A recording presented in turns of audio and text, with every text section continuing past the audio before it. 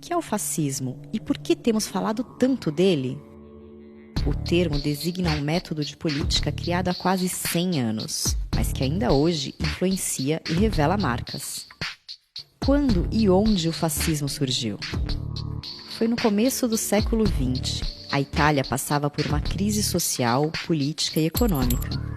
Um terreno fértil para a ascensão do grupo liderado por Benito Mussolini, que assumiu o poder com o Partido Nacional Fascista em 1922 e acabou por servir de referência a outros regimes autoritários, como Antônio Salazar em Portugal, Francisco Franco na Espanha, Adolf Hitler na Alemanha e até mesmo Plínio Salgado aqui no Brasil. Sim, já tivemos um movimento fascista no século XX. Foi o movimento integralista brasileiro, que era nacionalista, autoritário e tradicionalista. Mas Plínio Salgado não chegou ao poder do país. Quais são as características do fascismo? Definir o fascismo com precisão não é fácil. Porém, algumas das características principais dele são a militarização da política, a exaltação da coletividade nacional e a perseguição aos grupos que se opuserem ao poder. Os governos fascistas do século XX agiam como regimes totalitários baseados em um partido único, com concentração total do poder nas mãos do líder do governo. Democracia? Nem pensar.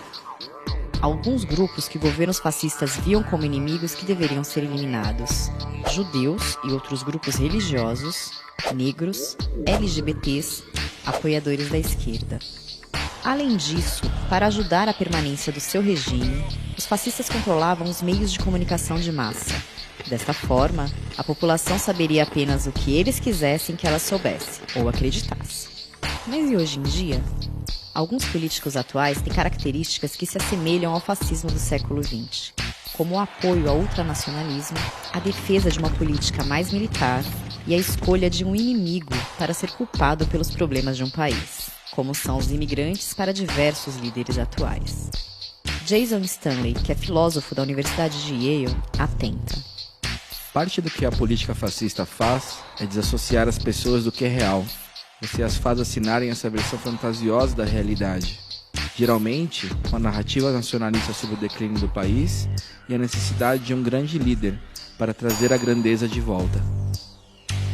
A influente filósofa política Hannah Arendt escreveu no seu livro Origens do Totalitarismo, em 1951, algo que nos faz pensar em como políticos têm usado fake news para se fortalecer, ao mesmo tempo que convencem seus apoiadores de que a imprensa mente.